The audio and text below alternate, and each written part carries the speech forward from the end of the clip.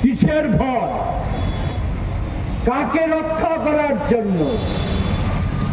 আমাদের লড়াই তো শান্তিপূর্ণ লড়াই।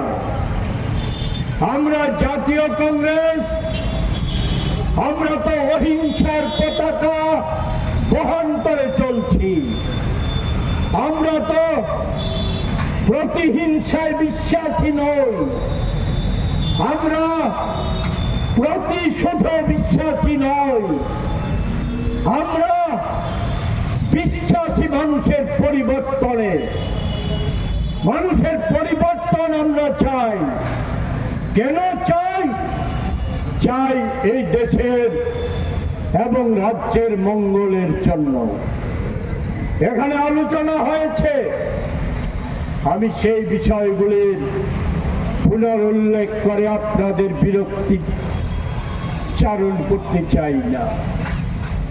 আমি যেটা বলতে চাই, এটা রাজ্যে বিদ্যুৎ নিগমে আজকে যা ঘটছে, এটা শুধু এই জনবিরোধী চরম দুর্নীতি পরায়ণ অকর্মণ্য অপদার্থ রাজ্য সরকার বা বিদ্যুৎ মন্ত্রী আর নিগমের মস্তিষ্ক প্রসূত ঘটনা না।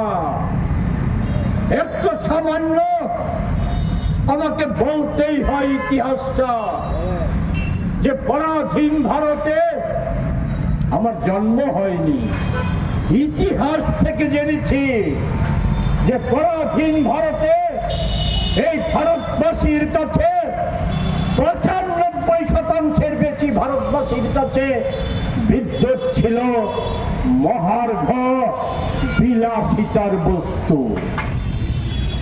আর স্বাধীনতার পর ভারত নির্মাণ সহ নির্মাণ, বিকাশ, উন্নয়ন, প্রগতি এসব ক্ষেত্রে সবচাইতে যে জিনিসটা গুরুত্বপূর্ণ ভূমিকা পালন করতে সক্ষম তা হচ্ছে বিদ্যুৎ।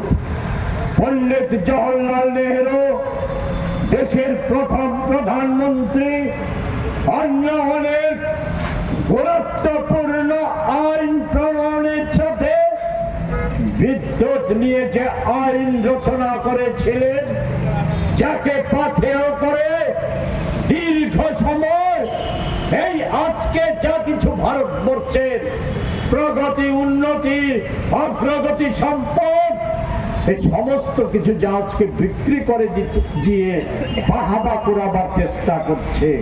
এ প্রসঙ্গে পরে দু চার কথা সময় হলে বলবো, নতুবা আজ বলবো না। এর পেছনে রয়েছে পণ্ডিত জওহরলাল নেহেরুর পরিকল্পনা।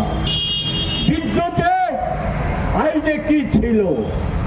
আইনে ছিল বিদ্যুৎ, কৃষি, শিল্প, শিক্ষা, স্বাস্থ্য, পরিকাঠামো, বিজ্ঞান, প্রযুক্তি সব ক্ষেত্রে অত্যন্ত প্রাসঙ্গিক জীবন ধারণ, আধুনিক ভারত নির্মাণ, সভ্যতাকে এগিয়ে নিয়ে যাওয়া, এই প্রশ্নে বিদ্যুৎ সবচাইতে গুরুত্বপূর্ণ।